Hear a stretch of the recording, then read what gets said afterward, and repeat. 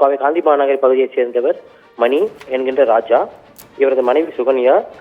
இவர்களுக்கு பள்ளி செல்கின்ற வயதில் ஒரு ஆண் குழந்தையும் ஒரு பெண் குழந்தையும் உள்ள நிலையில் ராஜா கடந்த திங்கட்கிழமை காலை வேலைக்கு செல்வதாக கூறி சென்றுள்ளார். இரவு முழுவதும் அவர் வீடு திரும்பாத சூழலில் நேற்று காலை அவரது வீட்டிற்கு சென்ற 3 பேர் தாங்கள் காவலாளிகள் என்று கூறி ராஜாவுக்கு குறித்து அவதூறாக மனைவியிடம் விசாரித்துள்ளனர். தொடர்ந்து நேற்று மதியம் பீளமேடு காவல் நிலையத்தில் இருந்து ராஜாவின் மனைவி சுகன்யாவை அழைத்து காவல்துறையினர் உடனடியாக மருத்துவமனைக்கு வருமாறு கூறவே பதறியடித்த சுகன்யா அங்கு சென்ற போது ராஜா உயிரிழந்த சம்பவம் தெரிவிக்கப்பட்டுள்ளது. ஆனால் அவரது மரணத்திற்கான காரணத்தை தெரிவிக்காத தொடர்ந்து சுகன்யா மற்றும் அவரது குடும்பத்தினர் அங்கு கடும் வாக்குவாதம் மற்றும் போராட்டத்தில் ஈடுபட்டுள்ளனர்.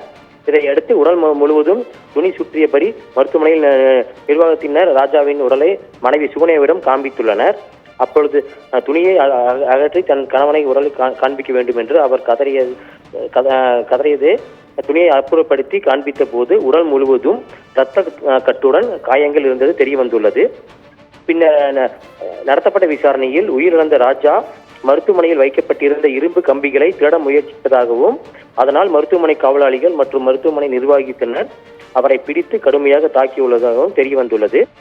இதனால் அவர் மயங்கி சரிந்து கீழே விழுந்த நிலையில் அவரை அதே மருத்துவமனையில் சிகிச்சைக்காக அனுமதித்து மருத்துவர்கள் தீவிர சிகிச்சை அளித்தும் சிகிச்சை பலனின்றி நேற்று காலை அவர் பரிதாபமாக உயிரிழந்துள்ளார்.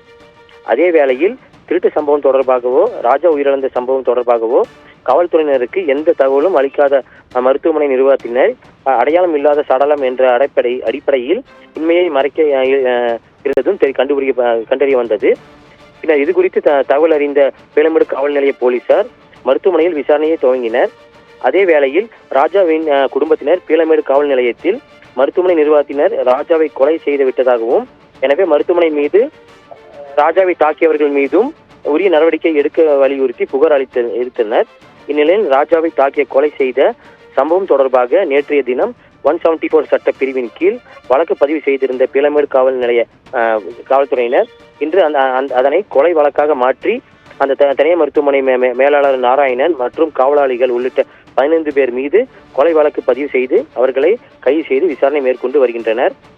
உயிரிழந்த ராஜாவின் உடலை பிரேத பரிசோதனைக்காக கோவை அரசு மருத்துவக் கல்லூரி மருத்துவமனையில் வைக்கப்பட்டுள்ள நிலையில் அங்கு அவரது மனைவி மற்றும் உறவினர்கள் கண்ணீருடன் காத்திருக்கின்றனர். இங்கு சூழல் தனது கணவரின் உயிரிழந்த காரணமானவர்கள் மீது கடுமையான நடவடிக்கை எடுக்க வேண்டும் என்றும் கூறியுள்ளனர். அவரது மனைவி சுகன்யா மருத்துவமனை நிர்வாகத்தினர் மருத்துவமனைக்கு வந்த தனது கணவரின் மரணத்திற்கான உண்மையான காரணம் கூற வேண்டும் என்றும் அப்பொழுதுதான் உடலை வாங்குவோம் என்று இல்லை எனில் இங்கேயே தீக்குளித்து உயிரிழப்போம் என்றும் தெரிவித்துள்ளனர்.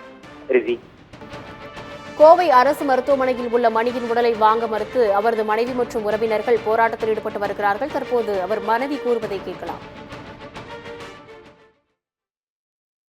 ஹாஸ்பிட்டலுக்குள்ளேயே இப்படி ஒரு சம்பவத்தை பண்ணிட்டு எங்ககிட்ட இன்னும் ஹாஸ்பிட்டல் மேனேஜ்மெண்ட்டிலேருந்து இன்னும் யாருமே அவங்க இன்னும் இந்த சைடு வந்து பேசலை. அப்போ என் புருஷனை நான் இழந்திருக்கேனே, என் புருஷன் போயிட்டான், என் பிள்ளைக்கு அப்பம் போயிடுச்சு, அவங்க அம்மாவுக்கு ஒரே பையனும் போயாச்சு. அப்போ எங்களுக்கு என்ன நீதி? அனாதை பொண்ணுன்னு சொல்லிட்டாங்களே. அவன் அனாதை பொண்ணுன்னு சொல்லி போலீஸுக்கு நைட்டு 12:30 தகவல் வந்து போலீஸ்காரங்க 1 மணிக்கு KMCH ஹாஸ்பிட்டலுக்கு போயிருக்காங்களே.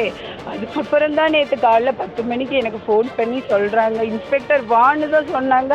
அங்கே போய் 2 மணிக்கு மேலே நாங்கள் மறியல் பண்ணதுக்கப்புறம் தானே எங்ககிட்ட விஷயத்தையே சொன்னாங்க. ஆனால் என் புருஷனை நல்ல தாறுமாறாக இது பண்ணியிருக்காங்க. அந்த மேனேஜ்மெண்ட்டு KMC ஹாஸ்பிட்டல் மேனேஜ்மெண்ட் மேலே வழக்கு பதிவு போடணும். அவங்க இங்கே வரணும். அந்த நிர்வாகம் சரி, என் பிள்ளைங்களுக்கு மேனேஜ்மெண்ட் இதில் இருந்து என்ன இது பண்ணுவாங்கன்றது அவங்க அப்பா இருந்து என்ன பண்ணுவாங்களோ அதை அந்த மேனேஜ்மெண்ட் பண்ணணும் சார். மேனேஜ்மெண்ட் பண்ணணும். அந்த மேனேஜ்மெண்ட் இங்கே வரணுங்க சார். எங்கள் கோரிக்கை அதுதாங்க சார்.